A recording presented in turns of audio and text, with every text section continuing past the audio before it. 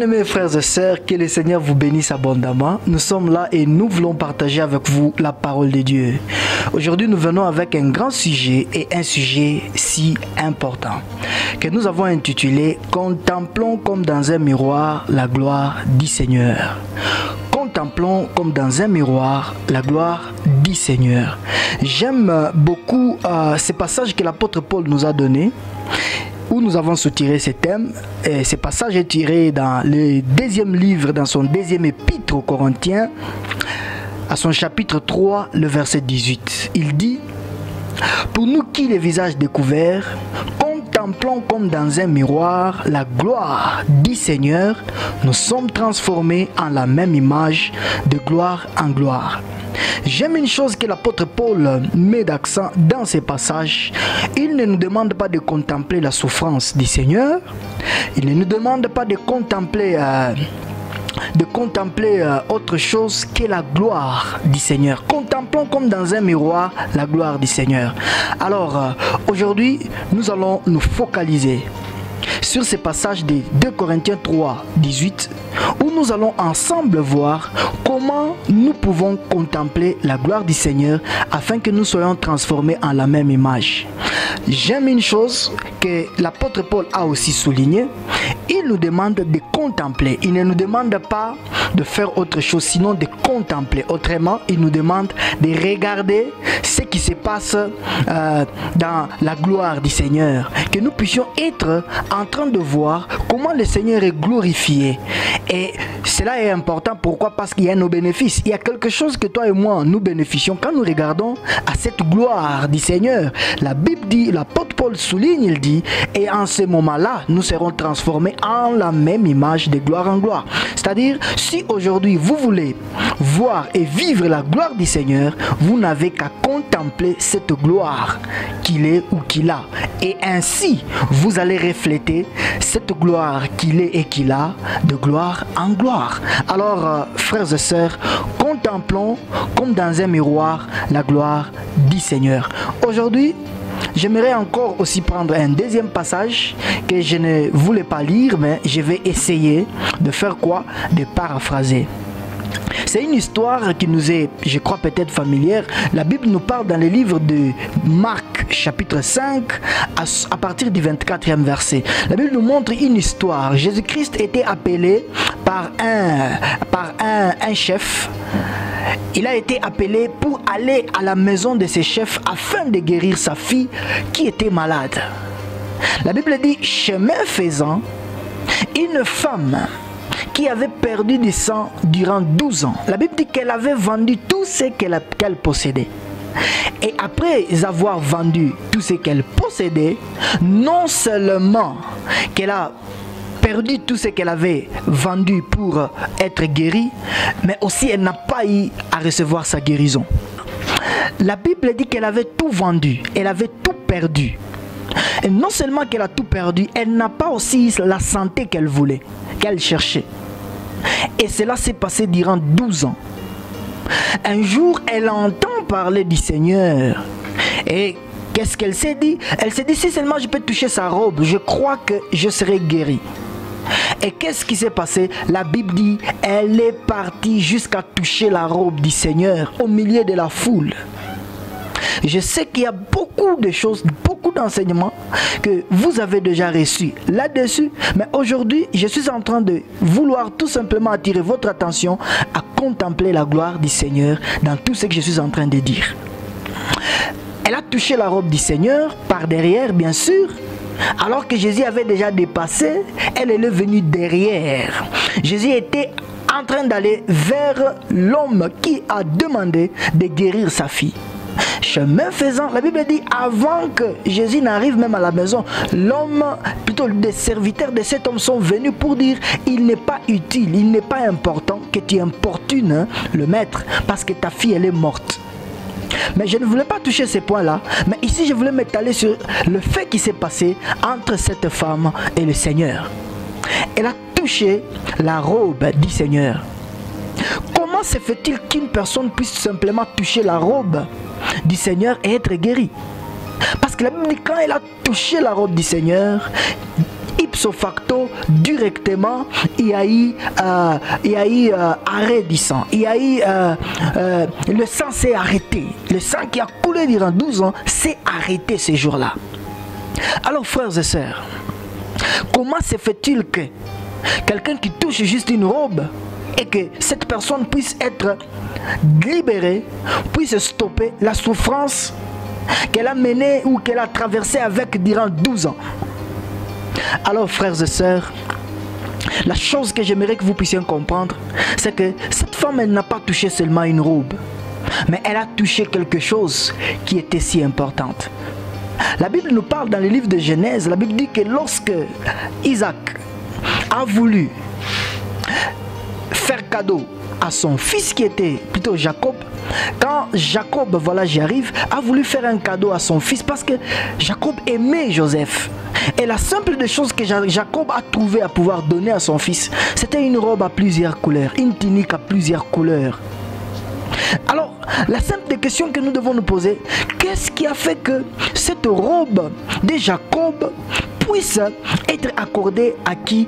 À Joseph. Pourquoi il n'a-t-il pas donné cela à plusieurs autres de ses enfants, mais uniquement à Joseph? Cette robe a une signification. Et cette robe ne signifie tout autre que la justice. La Bible dit que quand Joseph a eu cette tunique, ça l'a amené ou ça a créé beaucoup de problèmes. Mais ces problèmes n'étaient pas provoqués par un homme. C'était Dieu qui voulait que cela arrive ainsi. La même chose est venue avec Jésus. Quand il était sur la terre, il proclama que le Fils, plutôt il proclama qu'il était le Fils du Père, il était le Fils de Dieu.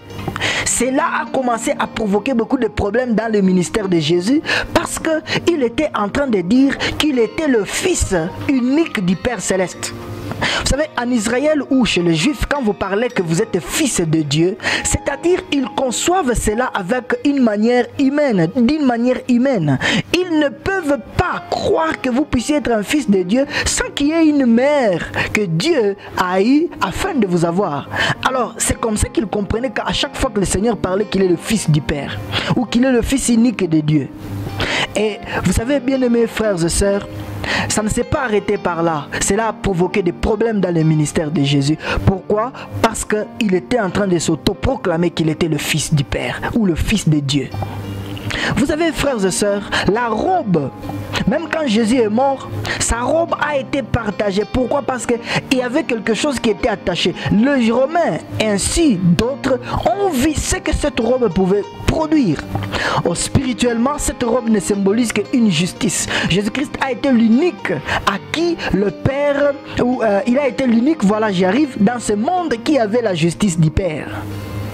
Et il n'est pas venu dans ce monde pour rester seul juste, mais il est venu pour donner cette justice à quiconque recevra cette justice. Alors, frères et sœurs, cette femme a touché la robe de Jésus qui est tout simplement symbole de la justice. Ésaïe dit que Jésus-Christ est en train de parler disant, tu m'as fait une robe ou tu m'as donné une robe de justice. Je crois que c'est dans Ésaïe 56.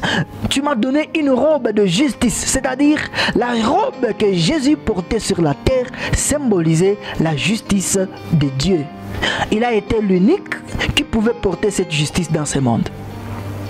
Et quand cette femme a touché la robe de Jésus, je me rappelle encore, nous sommes en train de parler, ou je nous rappelle, nous sommes en train de parler, de contempler dans le miroir la gloire du Seigneur. Contemplons comme dans un miroir la gloire du Seigneur.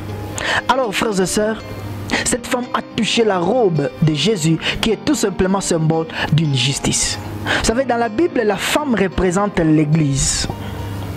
La femme représente l'Église. À chaque fois qu'on parle d'une femme, quelque part ça symbolise l'Église. Nous sommes la femme ou nous sommes l'épouse du Seigneur. Cette femme avait des problèmes, mais ces problèmes ne se sont pas arrêtés par ses efforts. Vous savez, Jésus n'est pas venu dans le monde pour que nous puissions recevoir la justice de Dieu par nos efforts ou pour que nous puissions stopper les problèmes par nos efforts. Il est venu dans ce monde afin que par sa justice, nous soyons en mesure et que nous recevions le pouvoir de stopper toute difficulté et tout problème. Cette femme représente l'Église. La Bible dit, elle est venue par derrière. Elle a touché la robe de Jésus. Jésus pouvait sentir qu'il y a quelque chose qui venait de sortir de lui. Jésus pouvait sentir qu'il y avait quelque force qui venait de sortir de lui. Vous savez, la justice est une force de Dieu. La justice est une force de Dieu. C'est une force pour Dieu. La justice est quelque chose qui trouve sa grande place dans le Père. Quand elle a touché cette robe, le sang s'est stoppé. L'écoulement du sang s'est stoppé. Et Jésus sentit qu'il y avait une force qui venait de quitter. Jésus avait déjà, il était déjà parti. Mais cette femme venait par derrière. Et quand il a touché, tout s'est arrêté. Alors, quand elle a touché la robe de Jésus, la Bible dit Jésus s'est détourné. Vous savez, dans l'Ancien Testament, les hommes, tout comme les femmes, ne voyaient Dieu que par le dos. Même Dieu a dit que le jour où vous verrez mon devant, ou le jour où vous verrez ma face, vous ne survivrez pas. Vous allez mourir. Dans l'ancienne alliance, les gens ne voyaient que la gloire de Dieu par le dos. Mais ce jour-là, à cause de ce que cette femme a touché à la justice de Dieu, non seulement qu'elle a touché, autrement dit, elle a reçu la justice de Dieu afin de stopper les problèmes qu'elle avait. Quand elle a touché la justice de Dieu, Dieu pouvait se détourner, se tourner plutôt vers elle afin qu'elle voie la face de Dieu.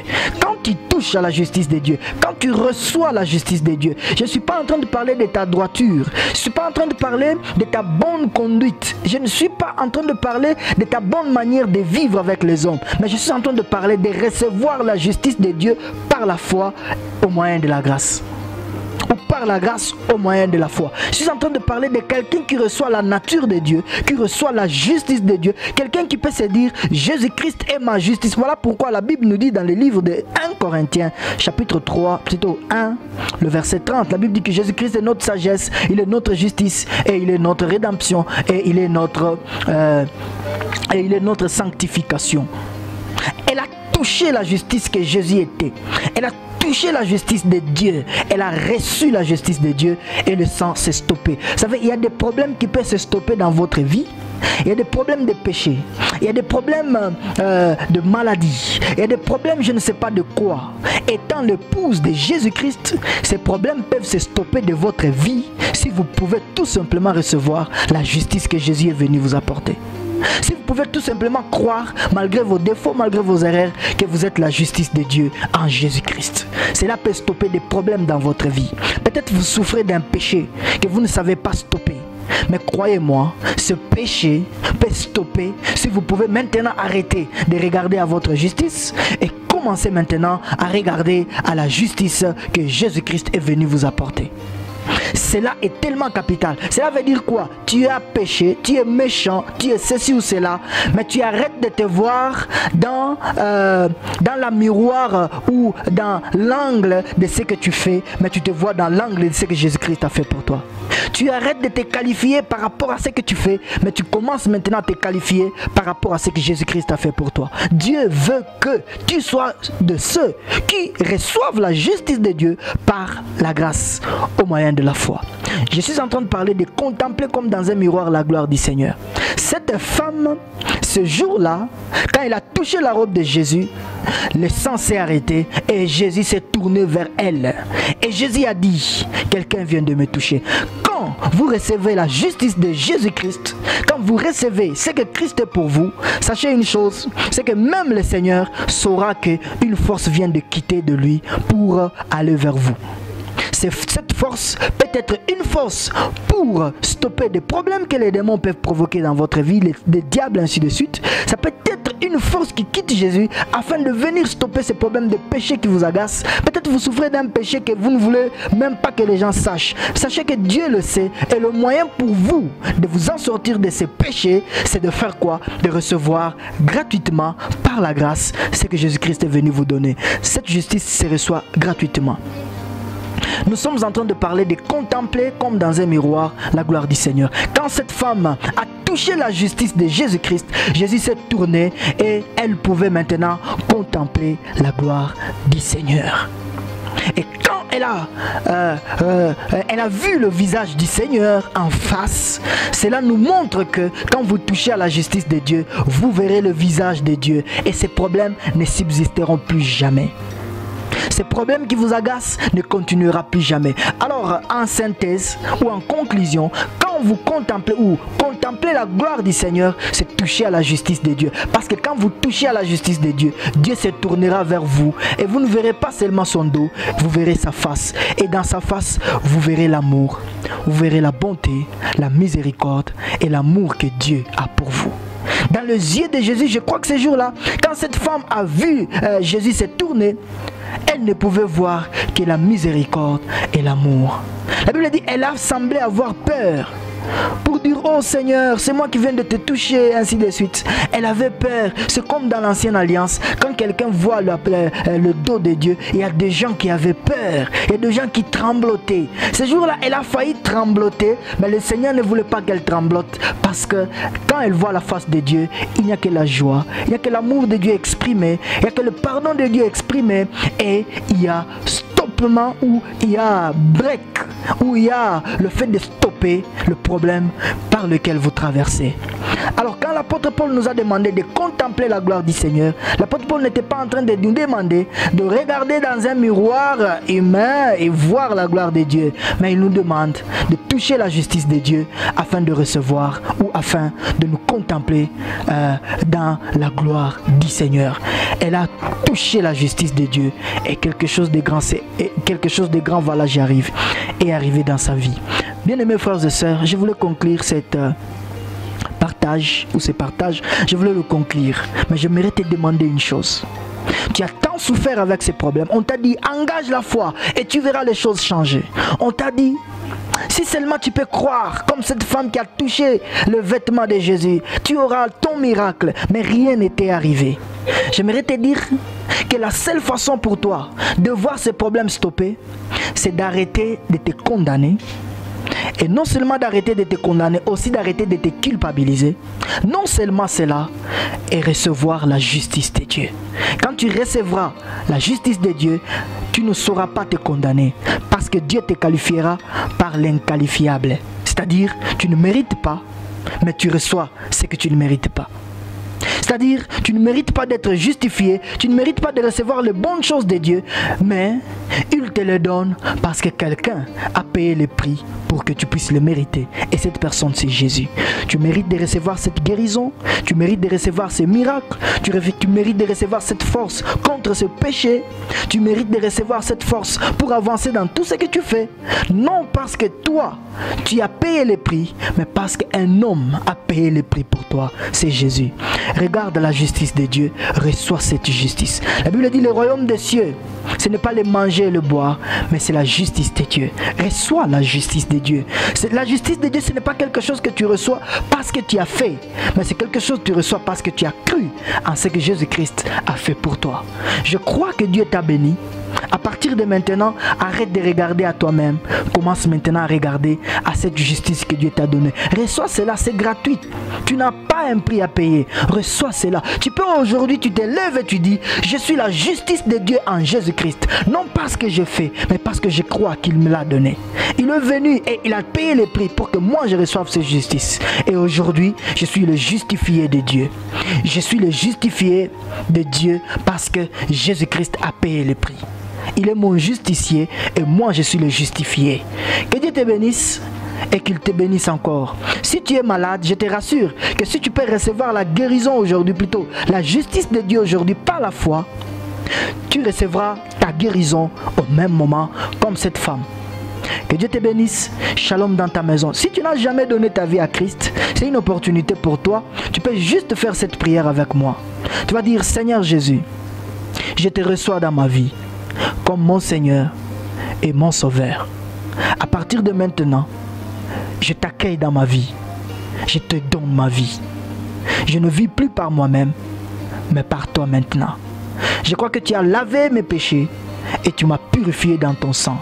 Je suis sauvé et je suis racheté de Dieu. Je suis maintenant enfant de Dieu. Amen. Dieu te bénisse. tu peux nous contacter au numéro qui passe au bas de l'écran et nous allons t'aider à pouvoir grandir dans la vie chrétienne. Dieu te bénisse. Si tu es loin, tu peux chercher une église où tu peux entrer et tu vas aller suivre Jésus. Que Dieu te bénisse. Shalom dans vos maisons et restez dans la paix du Seigneur.